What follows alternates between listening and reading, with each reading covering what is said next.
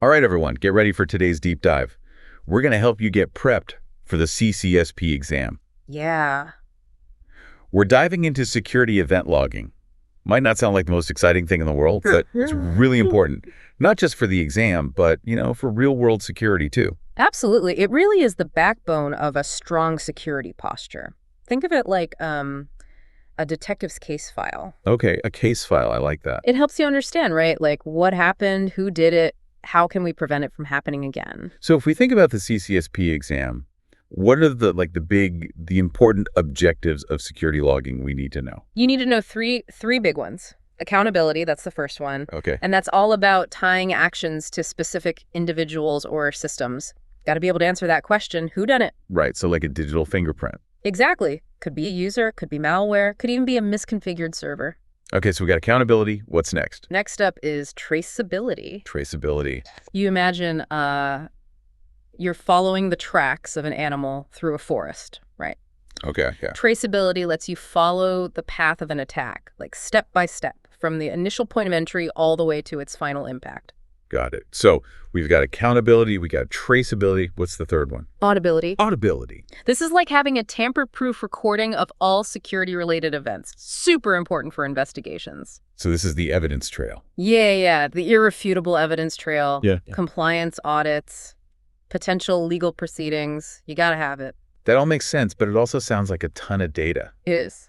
to manage. I mean, how do security professionals, how do they even deal with the sheer volume of logs every day? Right, that's where the SIM comes in. SIMs. Security information and event management, basically a centralized platform for collecting, analyzing, and managing all those security logs. So it's like a super organized detective's desk. Yeah, with all the clues neatly laid out, ready for analysis. Like that. Takes all those disparate logs, right, from your servers, your firewalls, applications, everything. Uh-huh. Puts them all in one place where they can be analyzed. So it's not just collecting data, it's doing something with it. Oh, yeah. This is where it gets really cool. Okay. Modern SIEMs, they're equipped with AI and machine learning capabilities, can sift through mountains of data, pinpoint suspicious activity, stuff a human might miss. Oh, wow. So like a digital detective partner with an incredible eye for detail. Exactly. Constantly scanning for clues. Can you give me like a real-world example of how a SIM might actually like uncover, like a sophisticated attack? Okay, yeah. So let's say an attacker is trying to get into your network. Right. Right. So they might start by just kind of probing around, seeing what's what, maybe sending some unusual network traffic. Looks normal, but it's slightly off. Mhm. Then, boom, they compromise a user account. They start poking around in your database, Okay. looking for sensitive information. Yeah, I can see how those events, like individually, they might not seem like a big deal. Right, exactly. But when you put them all together. But the SIEM can connect the dots. Okay. It sees that unusual traffic. It sees the compromised account. It Yeah. sees the suspicious database queries.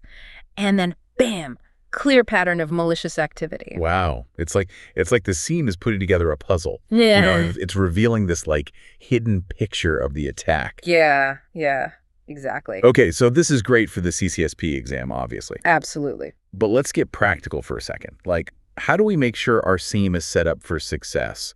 What are the steps we need to take? Okay, so one of the first things is making sure your SIEM actually knows about all your assets, right? Oh, okay. Servers, databases, applications, network devices, the whole shebang. So you need to feed it the information. Yes. You need to configure each device to send its logs to the SIEM. Right, so you can't analyze what you don't collect. Precisely. But then how do you know that the logs haven't been tampered with?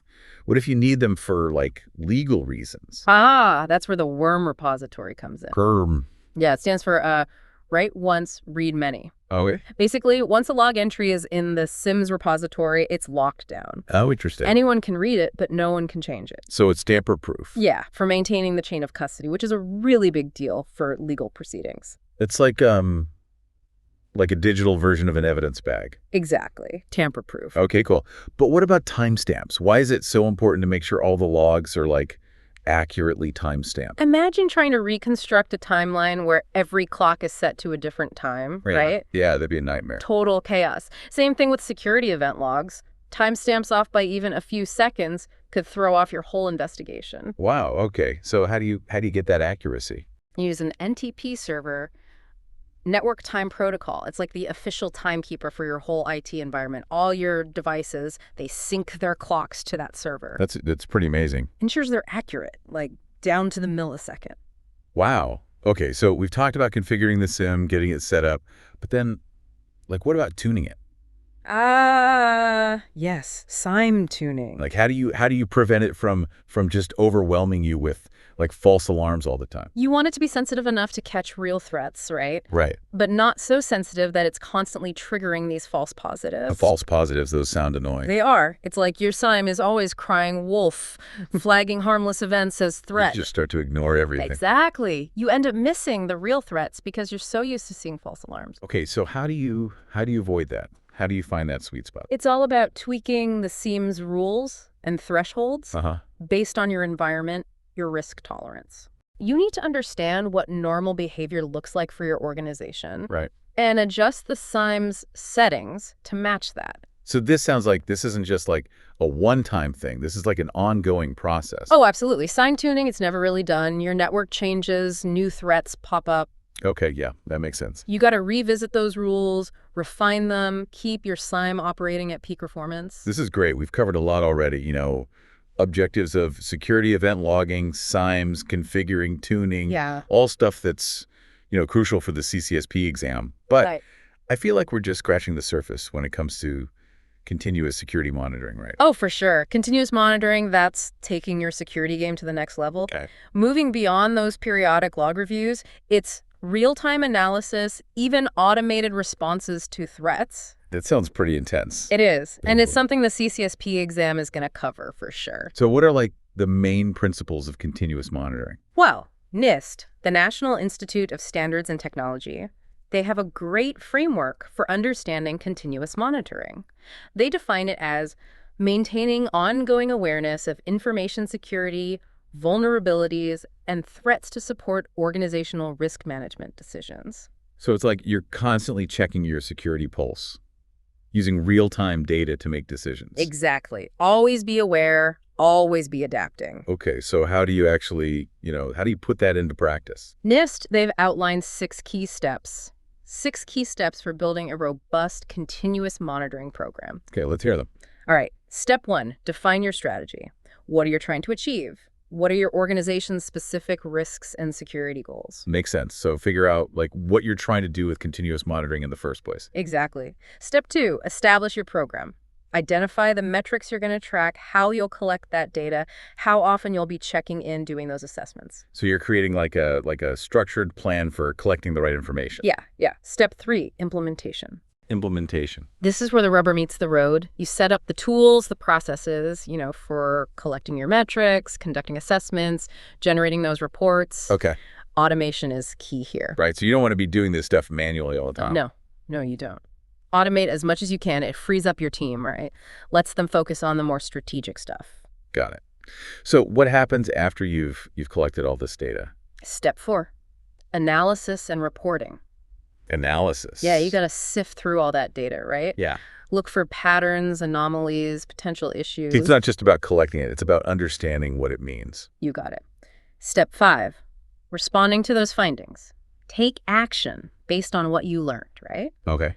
Patch vulnerabilities, implement new controls, even accept certain risks, if they're within your organization's risk tolerance.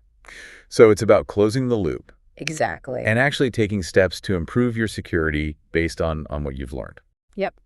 And finally, step 6, review and update. Security is always evolving, so your monitoring program, it needs to evolve too, right? Makes sense. Revisit your strategy, refine your metrics, make sure your program is aligned with your organization's needs. Needs change, your program's got to change with them. That's a great overview of the framework. Yeah. It really highlights how important it is to be proactive, Yeah. to constantly be adapting. Absolutely. But then how do we actually apply these principles in practice? Yeah. Like what are some, techniques that we can use to actually analyze the data and identify potential threats? There are several powerful analytical techniques. One of the most common is anomaly analysis. Anomaly analysis. Yep. It's all about finding the outliers, those data points that just deviate way too much from the norm. Like finding a red poppy in a field of yellow sunflowers. Exactly. I get it. It just stands out, right? It's different. Yeah. So in the context of security, right? Let's say you're monitoring network traffic and suddenly, bam, huge spike in bandwidth usage at 3.0 in the morning. Oh, okay, that's unusual. Yeah, that could be a denial of service attack. Someone's flooding your network with traffic, trying to disrupt your services. So by analyzing patterns, looking for deviations, You got it. you can spot malicious activity. You can. And you can spot it early before it causes major damage. Okay. What about analyzing trends over time? Is there a technique for that? Oh, yeah. Trend analysis. Okay. It helps you identify those gradual changes in data that might point to, like, underlying issues or even emerging threats. So give me an example. Okay, let's say you're tracking the number of successful account compromises, right? Uh-huh. You've implemented stronger controls, you're seeing that number go down, that's great.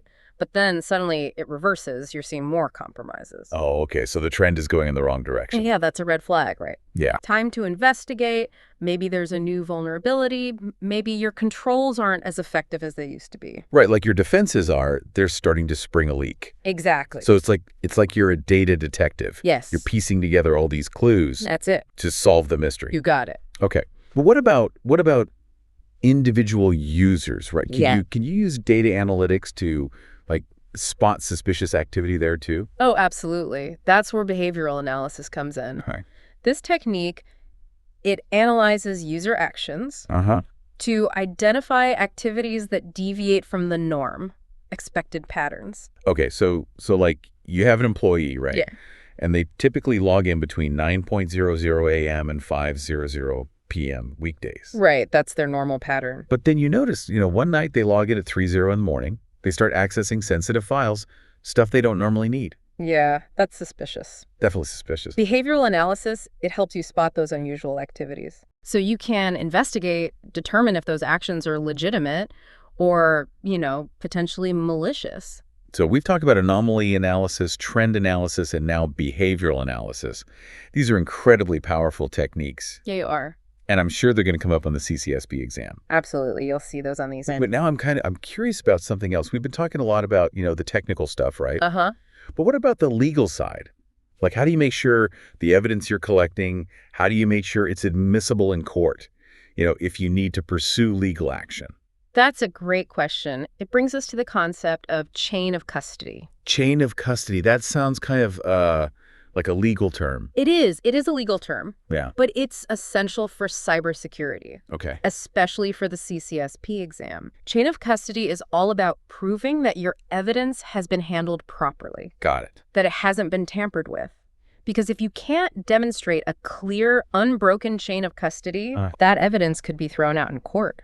Your whole case could fall apart. Oh, wow. Okay, so how do you establish that chain? Like, what are the steps? It starts the moment you collect any piece of evidence. Okay. Whether it's a physical device like a hard drive or digital data, you need to document every step. Who collected it, where was it stored, who accessed it, and why. So there's a lot of record keeping involved. There is, but it's crucial to preserve the integrity of that evidence.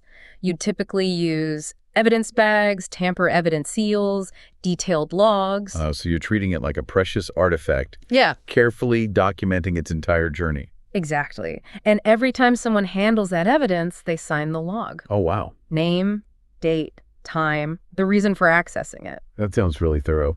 It needs to be. Because if there's a break in that chain, What happens? it can cast doubt on the authenticity of the evidence, could lead to it being excluded from legal proceedings. So it's really important maintaining that chain of custody. It's essential. Not just a best practice. It's essential. Absolutely. It makes sure that your evidence holds up under scrutiny. And yeah, you'll definitely see it on the CCSP exam. Awesome. Well, this has been a great start to our deep dive. Yeah. We've talked about the basics of security event logging, the importance of SEMs, how to configure them, how to tune them, even touched on the legal side with chain of custody. And this is all super relevant, for the CCSP exam, but also for anyone working in cybersecurity in the real world. Absolutely. It's all foundational stuff. So in the next part of our deep dive, we're going to take this knowledge, we're going to go even deeper. We'll see how all of this comes together in a security operations center. We're going to get into the SOC, the tools they use, the roles involved. So stay tuned for that, and we'll see you in part 2. Sounds good. Welcome back. Well, continuing our deep dive into security event logging, how it all ties into prepping for that CCSP exam. Yeah, it's been great so far. Last time we really got into those core logging objectives. Yeah. Accountability, traceability, auditability, and of course those SIMs. Those are powerful tools, right? Helping us make sense of all that security data. Absolutely. Those are foundational, definitely going to pop up on the exam. But now, going to zoom out a bit, think bigger picture. Where does all this, fit into the real world? I'm picturing like a high-tech command center, screens flashing, analysts working like crazy. Is that what we're talking about? You're getting warm. That's basically a security operations center, a SOC. It's the hub, where security pros are monitoring everything in real time, detecting threats, analyzing them, responding, all that. So the SOC is like the brain of a company's cyber defenses. And everything we've talked about, the logs, SIMs, threat intel, it all comes together there. It's like a well-oiled machine, different teams, different tech, all working together to protect against cyber threats. So who's running this whole operation? Yeah. Who keeps the SOC humming along? That'd be the SOC manager, the conductor of the security orchestra, you could say, oversees all aspects of the SOC's operations. I like that, the conductor. So what does the SOC manager actually do? What are the big responsibilities? Well, they set the strategy for the SOC, the goals, objective, the whole 9 yards. They put procedures in place so everything runs smoothly. And they manage the team, provide guidance, support, all that. Sounds like a tough job. Got to know a lot about cybersecurity. You said it. Deep understanding's a must, but also leadership skills. Got to be a great communicator and handle pressure like a champ. After all, they're the ones responsible for keeping the organization safe from attack. Makes sense. Sounds like the kind of role for someone who, really likes a challenge, wants to be right there on the front lines of cybersecurity. It's not for the faint of heart, that's for sure. But it's rewarding. Now let's shift gears a bit. Let's talk about the people on those front lines, the SOC analysts. What's their day-to-day like? I'm imagining someone staring at a computer screen all day, just going through lines of code and data. Am I close? Not too far off. A lot of their job is monitoring security alerts. The ones generated by the SIM, other security tools. Could be anything. A suspicious login, maybe a potential malware infection. Always on high alert, watching for any sign of trouble. And when an alert pops up, they have to investigate. Deep dive into logs, analyze network traffic, consult threat intelligence. Got to figure out, is this a real threat or just a false alarm? So they need those data analysis skills, got to understand all those different attack techniques. Absolutely. And if they decide it's a real threat, they escalate it. Send it up the chain to the right team for further action. So they're like first responders, Yeah. Triage the alerts, make sure the real threats get dealt with quickly. That's a good way to put it. And beyond just alerts, SOC analysts, they're crucial for incident response too. We talked about incident response a bit earlier. Remind me, what does that involve? Sure. It's that whole process, right? Identifying a security incident, containing it, eradicating it, recovering from it. The playbook for handling a breach. Got it. So the SOC analysts are running the playbook, making sure the right steps are taken to neutralize the threat and minimize the damage. That's right. Gathering evidence, analyzing the attack, putting containment measures in place. This is really starting to paint the picture. Yeah. Seeing how all these pieces, roles, processes all fit together to protect an organization. This is gold for someone studying for the CCSP for sure. You're catching on quick. Understanding how a SOC operates is key for the exam and for a cybersecurity career in general. But let's talk tools now. What are some of the key technologies SOC analysts rely on? I'm betting it's some pretty high-tech stuff. Oh, yeah. Always evolving, but there are some core technologies that are, essential. Like what? Give me a peek inside the SOC's tech toolkit. Well, we've already talked about SIMs, right? Can't have a SOC without one. They're the central platform for collecting, analyzing, correlating all that security data from different sources. Right. The SIM is like the central nervous system, processing all that information, flagging potential threats. Good analogy. But it's not a one-man show. SOCs use a bunch of other tools, too. Intrusion detection systems, IDSs. Intrusion prevention systems, IPSs. Endpoint detection and response, EDR solutions. Vulnerability scanners. threat intelligence platforms. Whoa, that's a lot of acronyms. What do all those do? Okay, one by one. Intrusion detection systems, IDSs. Think of those like security cameras for your network. They're monitoring traffic, looking for suspicious patterns. Anything that looks like an intrusion, they flag it. So they're the watchdogs. Yep, always on the lookout. And intrusion prevention systems, IPSs, they go a step further. Not only do they detect intrusions, they try to block them. Actively stop malicious traffic from reaching your network. Oh, like they're the bouncers, keeping the bad guys out. Love it. Now, endpoint detection and response, EDR, that focuses on individual devices, laptops, servers, those kinds of things, monitoring them for malicious activity, and if they find something, they can isolate the infected device, stop the malware from spreading. Like bodyguards, providing personal protection for each device. Exactly. Vulnerability scanners, they're the auditors. They scan your systems, your applications, looking for those weak points, the vulnerabilities that attackers could use. Making sure your defenses are solid. That's it. And finally, threat intelligence platforms. They give you that valuable intel about, what threats are out there, what's emerging, what the bad guys are up to. They analyze data from all over, give you actionable insights so you can stay ahead of the curve. Like having your own team of spies. Right. All these tools, they work together in the SOC to give you a clear picture of the security landscape and enable a coordinated response to any threats that pop up. It's like a high-tech security orchestra. It is. Each instrument playing its part to keep the organization safe. I'm starting to get a feel for, what it's like to work in a SOC. It seems pretty intense. It's definitely dynamic, always something happening. And as tech keeps advancing, well, we can expect even more sophisticated tools and techniques in the SOC of the future. This has been an amazing journey so far. Logging, SIEMs, chain of custody, inside a SOC. Plus, all those tools security pros use. It's also relevant, not just for the CCSP, but for building a career in cybersecurity. Glad you're finding it valuable. But cybersecurity, it's never standing still, always evolving. As we head into the final part of our deep dive, gotta stress that. Right. The threats are constantly changing. New technologies are emerging all the time. What are some of the big trends, the challenges security professionals are facing right now? How do we even prepare for what's coming next? One of the biggest, gotta be the sophistication of attacks.